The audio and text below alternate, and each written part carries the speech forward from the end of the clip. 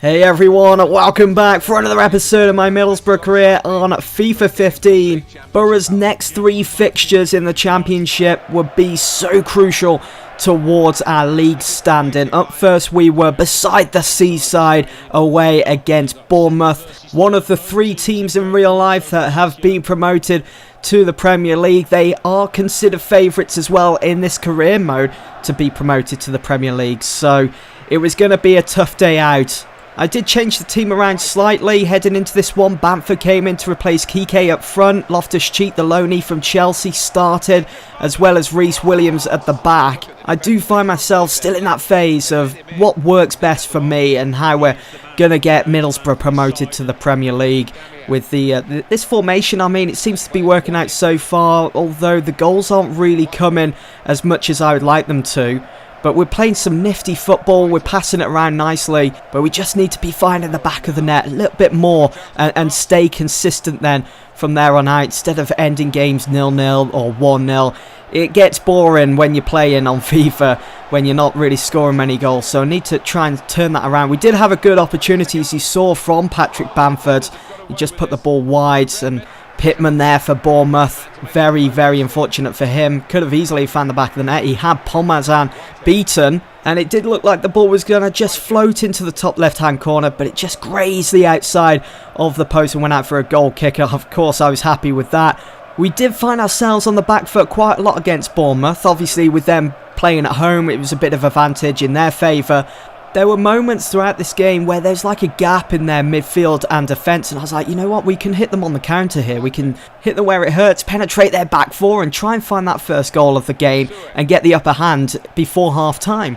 But Bournemouth, such a resilient side, and it's almost as if stamina wasn't even a thing. They didn't even worry about it. They were up and down the pitch throughout the whole 90 minutes without a care in the world. It was amazing, really. Whereas for Middlesbrough, we were dead on our feet around about the hour mark. We were finding it very difficult to come up with something, to try and create something against Bournemouth. You can see here at the hour mark, I did decide to take off Bamford. Wasn't really coming up with much. His best opportunity was that first highlight, which you saw at the start of this episode. So Kike came on to replace him, our top goal scorer so far this season, and I was hoping maybe he could bring a bit of inspiration to the side. Now, in the 63rd minute, we have been granted a lifeline to get in the lead, to get that first goal of the game after the referee awarded us a penalty after this challenge on Whitehead. He was trying to just dink that ball into the back of it. I think the keeper had that one covered.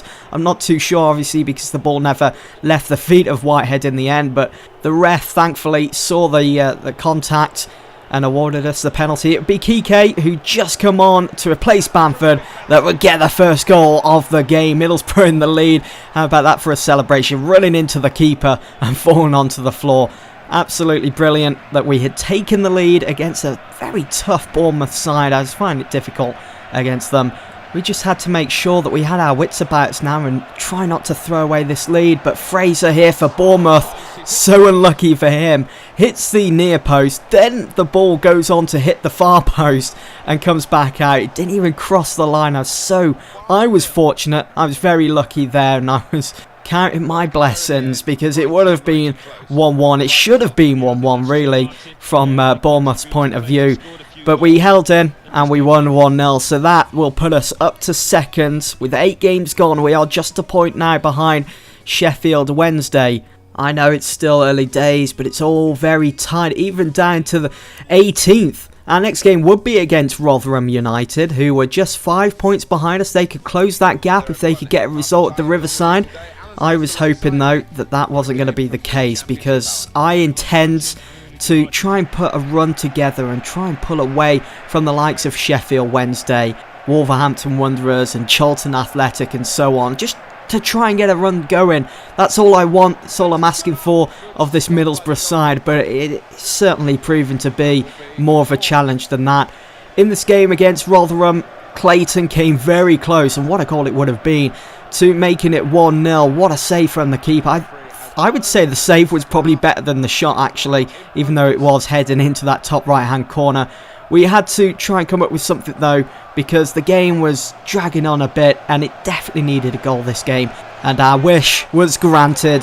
Middlesbrough 1, Rotherham 0, with just minutes gone of the second half. The goal coming from Adoma, who hit that on his left foot, just pulled away from his marker, who went in for a slide tackle. It was a bit of a silly challenge, because if he had have caught Adoma, it could have been a penalty to Middlesbrough. Now, as the game went on, I was thinking to myself, I wonder if we can hold on to this lead. Well, the answer was no, we couldn't. We did concede in the 68th minute after some sloppy defending. I could have done so much better. I failed to pick up Hamill, and he punished us for our mistake. Could have done so much better. I'm kicking myself just watching that replay there. And again, we found ourselves level, and I thought Bamford was going to be our hero with just 10 minutes to go as he hit the ball on the volley, which was supplied by Clayton, and it went into row Z. The game ended 1-1 against Rotherham. It simply wasn't good enough. I was ready to chuck my controller against the wall, to be honest, in that game. Very frustrating. And fair play to Rotherham. They did put up a fantastic challenge. They did so well to come to the Riverside and get a point from that game. It was then on to our next fixture. We would be at home again, but this time against another team which have been considered favourites to get promoted to the Premier League come the end of the season, against Wolverhampton Wanderers. They're a pretty solid side, especially away from home, and so we had to make sure we were at our best, and we had to, in a way, treat this game like a cup final. But the chances of that, I mean, our performance over these last 9-10 games of the season have been poor. I think our best performance definitely came on the opening day against Reading, where we won 3-1. Every other game, yes, we've won quite a few. We won 4 going into this game, actually, against Wolves. But all those performances have been dire, and they could have been so much better. I'm not sure what it is, why I can't find the back of the net, whether it's the formation or whether it's the players themselves. But I'm just finding myself in a bit of a rut at the moment with Middlesbrough. As I mentioned a couple of episodes ago, there is a pattern developing so far this season. Every time I score, I concede, making the challenge difficult, because the majority of the teams then go and sit back and try and play for the point. And we find it difficult trying to break them down then. And it didn't help matters in this game against Wolves, with Adam Forshaw getting sent off with just 25 minutes gone with that challenge on Afobe. Very disappointed that the ref just handed out a straight red. It could have at least been a yellow card, or even better, just a warning, but a straight red for that challenge, I'm not too sure about that. But I never gave up. I kept fighting, I kept plugging away. I didn't let that red card get to me. We showed great spirit, and I would have been very impressed if Kike had found the back of the net from such a tight angle against a good quality keeper in Akame. I think that's how you pronounce his name, but he wasn't going to get beaten at his near post. We did manage to punch a hole through Wolves' back 4 in the second half, just after the hour mark. It was Kike that made a fantastic run. It was great vision from Albert Adoma. But again, just striking the ball at the keeper, it wasn't helping our case to try and find that first goal, to try and get in front, to try and come up with something. I did think that we should have been awarded a penalty there after that challenge on Tomlin, but did the ref grant it? No, he didn't. We did go on to draw against Wolves 0-0. It's getting very annoying. We're doing okay with performances. Yes, they could be better, but it's just trying to find the back of the net. But anyway, you can see where that result leaves us. We have dropped down to 4th with 10 games gone, with 3 points behind Charlton now. Hopefully soon we can start picking up the pace and getting real results under our belt.